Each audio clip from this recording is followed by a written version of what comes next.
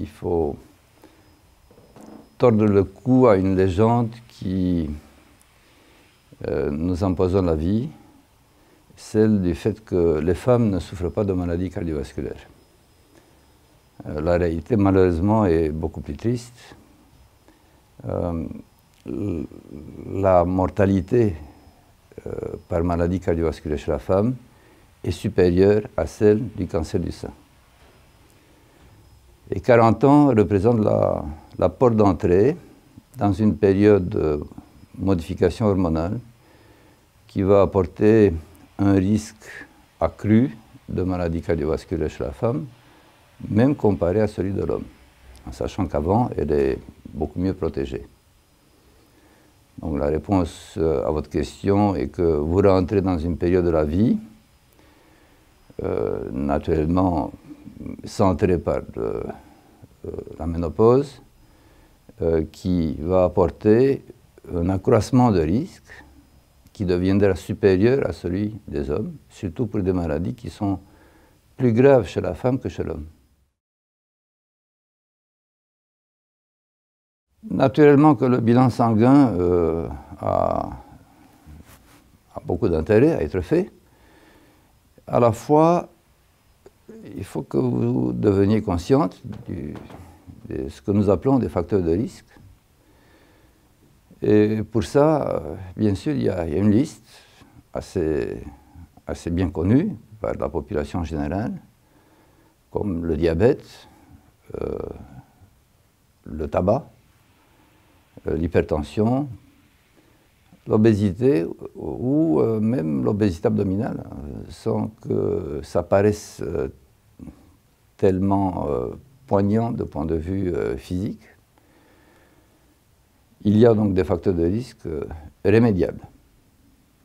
Il y a également des facteurs de risque qui viennent de l'héritage génétique, qui doivent être pris en compte, justement pour devenir un peu plus attentif encore, disons un peu plus sévère, sur la maîtrise des facteurs de risque.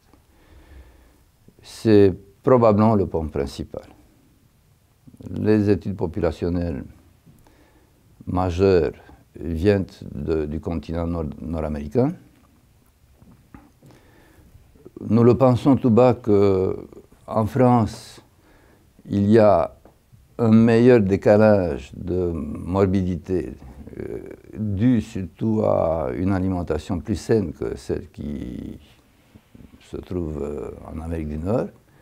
Malgré tout ça, l'humain est l'humain et nous subissons les mêmes lois.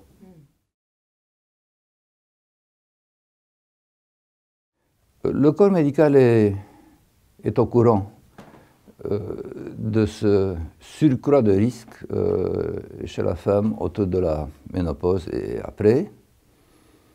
Donc, votre médecin de famille, dirais-je, doit rester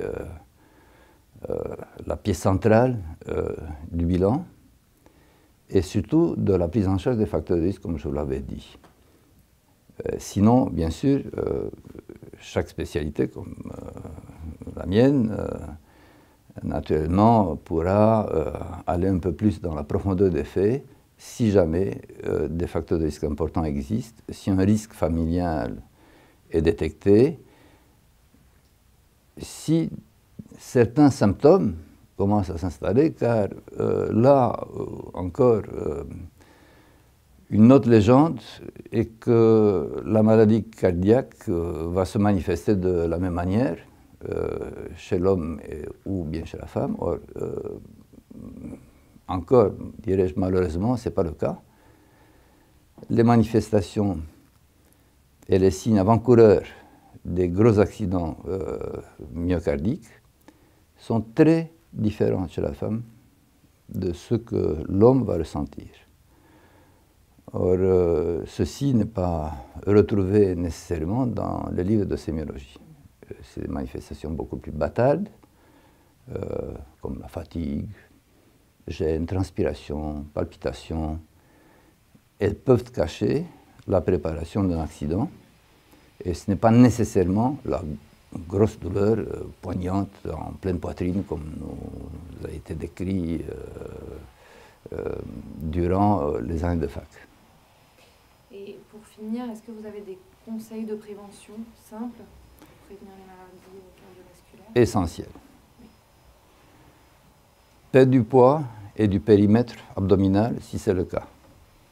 Naturellement, arrêter le tabac, car le tabac chez la femme est plus dangereux que chez l'homme. Faire du sport.